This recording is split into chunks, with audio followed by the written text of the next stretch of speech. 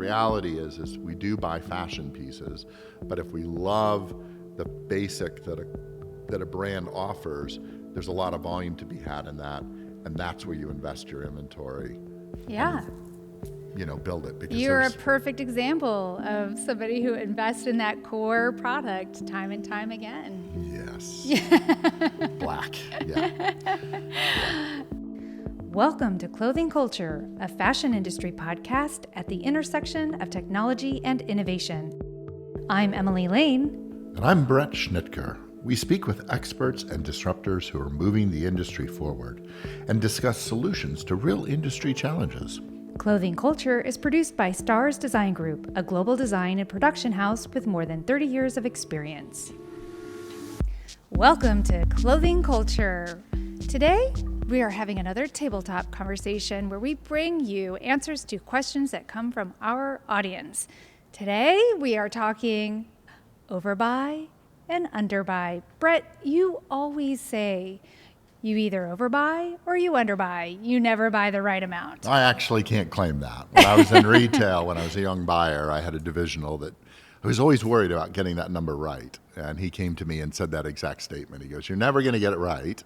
You'll either overbuy or underbuy, but you'll never get it right." And I keep that with me and have kept it with me over the years that we've had to make decisions or help customers make decisions in that respect. And there's some rules behind that, but that was the general phrase to begin with. Okay, so there's no way to do it right. You're never going to have enough or you're going to have too much.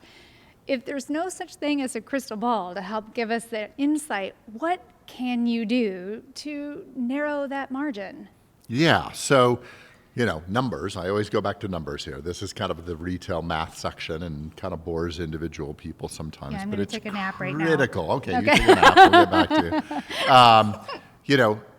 Basically, in the world today, there are some specifics that, for the most part, if you want to maximize profitability, et cetera, you can't change.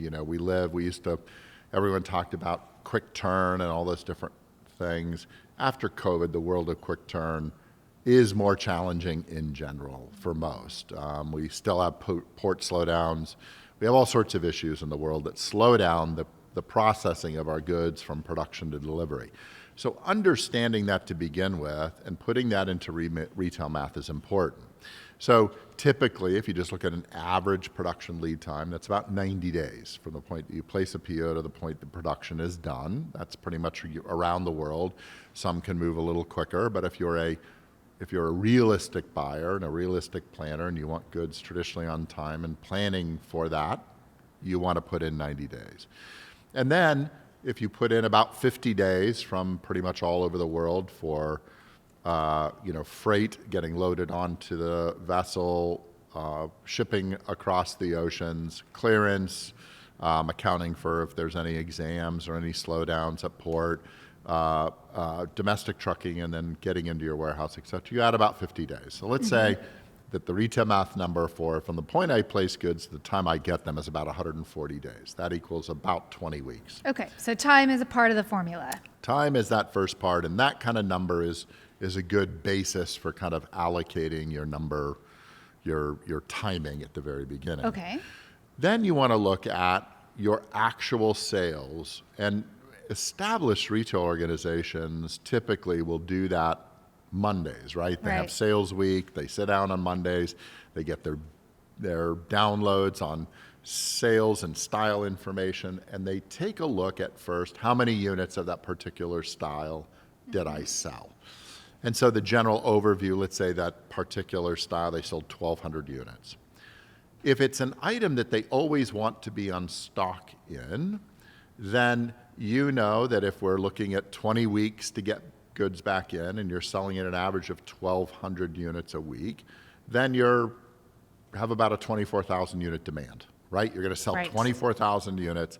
And if if all of your sizes, colors, and all of that within that style are perfect, you could buy 24,000 units, right? Right. So that's the retail math at its overarching deal. If you manage to always wanting to be in stock on a particular item year round, You utilize that retail math, you calculate for those weeks of supply, and you make sure that you're buying those. Larger ones will negotiate on those units in mass, put them in their warehouse, so if they have fluctuations by size or demand, they're always in stock. And others that may have more challenges can break that out into different buying clumps. So they buy in tranches, if you will. If there's 24,000 units in need, maybe they'll place 6,000. They'll analyze their business on color and size, and they'll place another 6,000 in 3 or 4 weeks, and another 6. And that helps manage that kind of production flow and keep them in stock. So time, and then of course numbers on sales. Those are the key ingredients to that formula. If somebody isn't a math person, Hire one. Yeah. well, and I think you brought up a point.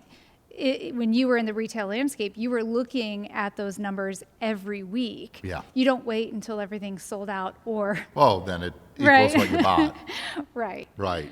Okay. Always analyzing business. We say try to analyze the business with the first 30% of sales when you're not broken in a single size. That gives you, you know that the stuff is out there, the customer visibility is there, and you have a pretty good accurate reading of sales by size, by color, before everything is broken, and then you can kind of figure that out going forward. Looking as you get further into it, first thing to go are certain sizes sell at different rates than you buy. As much as you try to do those accurately, you'll have some anomalies and you'll get broken in sizes or broken in color, and that starts to degrade the actual information. Yeah, but that's also telling of things that you need to make some adjustments on your buy in future orders if you're running out of certain sizes. For sure. And so forth. Don't buy exactly to the loss. You need to compensate for some of that demand. If 18% of your sales are coming in, let's say, black, and you're buying 10% of your inventory, it's not necessarily meaning that you should, on your next order, buy 18% in black. You're already kind of overselling to the inventory, so perhaps compensate a little bit more, buying 20, 25% of that next order in black to offset some of the units that you have in inventory that are deficient. In talking to some new brands that we've consulted with, often they'll be celebrating when they come to us and say, "We completely blew out of this. It's so great. We're out of inventory." Why is this a problem? And is this a sign that maybe they're underbuying? It's a problem, and yes, it's probably a sign that they're underbuying in certain cases. It's shocking the number of people that we talk to and we sit down, and they're really, really excited that they've sold through so many of these goods. Yeah. I understand the excitement that for a brand that has demand, that's great. The customer, and we had one particular brand that we were talking to, and they had, 15 or 20 styles, and they're like, "We're blowing out in 2 weeks." And I was like, wow, okay, let's go look at your website. And when you look through their website, they had all these different styles, and there was no notation on the website for that particular style that it was sold out or there was only a few pieces left. So the individual had to go into the website, they had to click in there. I happened to be a double extra large. I'd go in and I'd look, sold out. Then I would look randomly on the larges, sold out. Come to find it, on so many of these styles, there might be one piece in a small, or some of the styles have been completely sold out.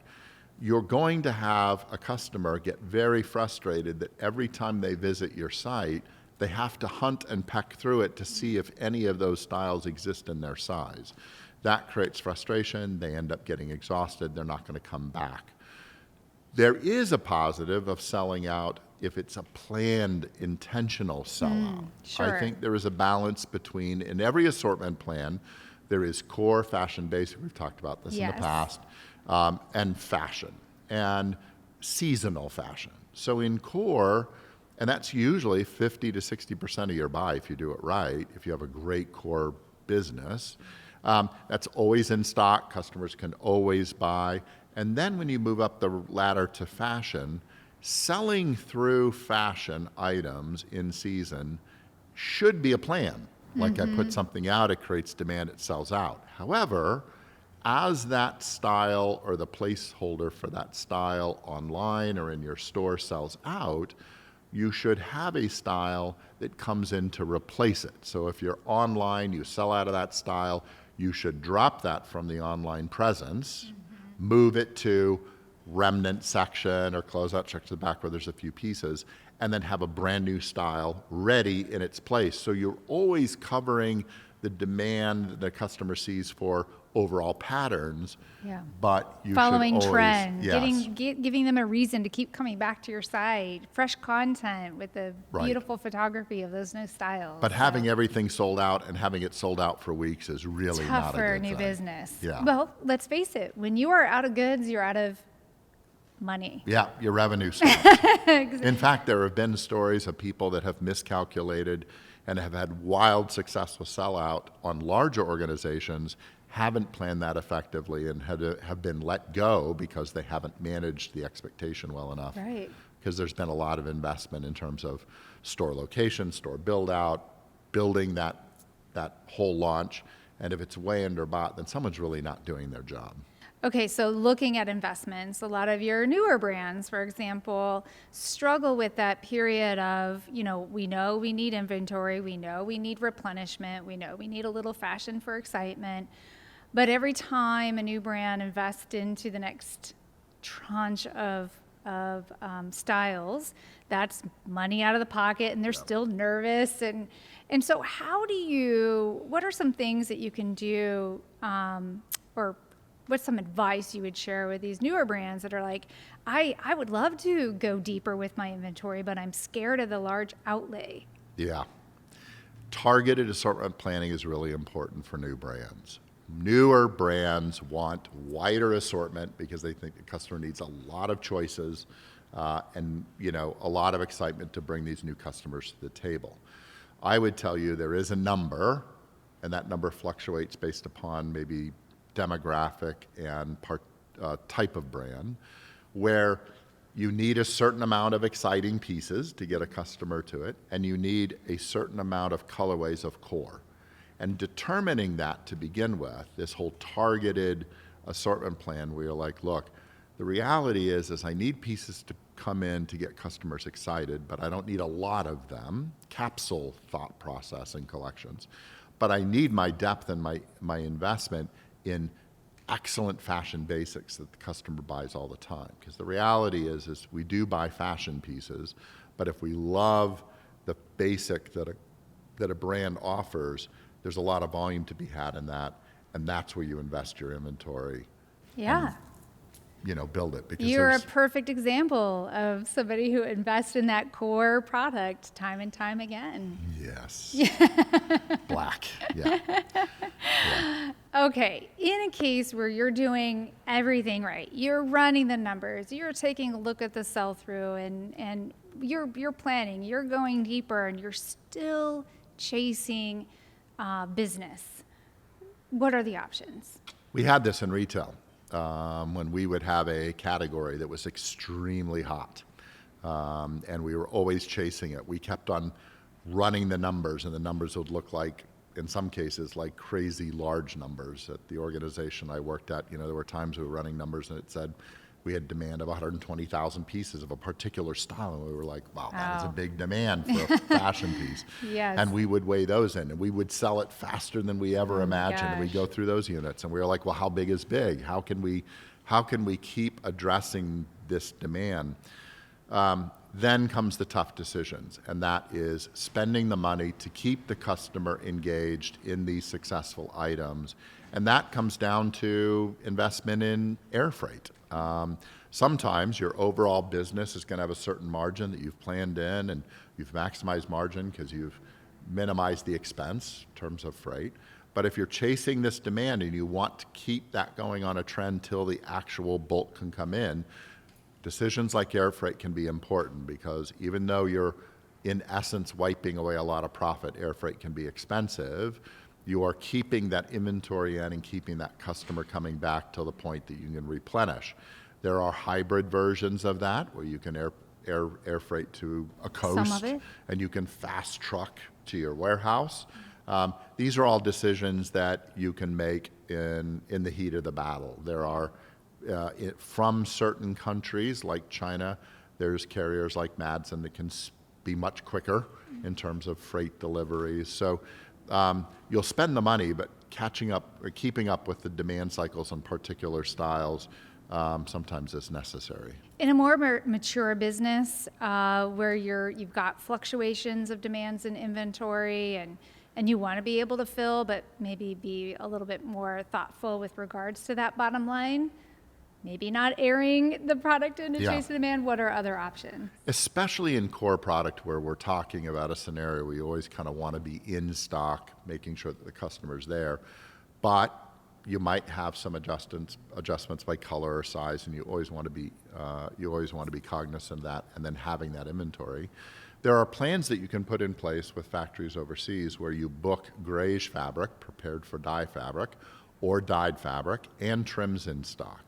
All of those efforts that you do up front by having those particular components of production in the warehouse ready to go helps speed up the production timelines, therefore minimizing the need for cost for air freight. You can react closer. Sometimes fabric can take 4 to 8 weeks to produce. So if you've got dyed fabric in-house and you're simply converting that into garments, that can speed up the overall 90-day lead time and get it down to 45 or 60 days. That's great. Yeah. Okay, any other little pieces of wisdom for those buyers out there or entrepreneurs trying to answer that question of how much do I really need to buy? There's an interesting evolution in what's happening today in retail, and I would have never assumed it would work, but it's working. It started in furniture, where you go to some of these big furniture stores and you're like, I love that couch. Yes. I want to buy it. When can you deliver it? Next week? A year later. And it's a year. Yes. They're not actually putting in that purchase for that couch till you place it. And so it's finding its way into retail, and it has a nice message because you're actually only buying to demand. So one of these evolutions in retail that's occurring that I find very interesting that helps you maximize your business is going out, creating a collection and saying, these goods, we're going to pre-book only. Place your orders in time. Those will be in 4 or 5 months, but place them now. They'll be in 4 to 5 months. We don't care to overproduce. We care to produce to demand. And this whole pre-booking, pre-buying trend is a very interesting trend that will help businesses identify up front, if they have a big enough audience, the demand by style without overbuying or underbuying. I find that really interesting today. That is great. And then on top of those pre-books, there's going to be additional people that want it. Right. Yeah, so you could have a little bit by 20% or more to say, for those people that buy it. But if you're just, look, I'm going to pre-book, I'm going to buy to, the pre-book volume, then you don't end up with excess inventory. You don't end up with markdowns. It's more of a sustainable bend to a story. And I think it's a healthy way for a business to plan for future volume. Well, thank you so much for providing that insight on buying. You kept me awake. I thought I was going to take a nap. So congratulations. Great. Well, for those of you that have questions for us, don't hesitate to reach out. We're happy to answer your questions in a future Table Talk conversation. And don't forget to subscribe to stay apprised of upcoming episodes of Clothing Culture.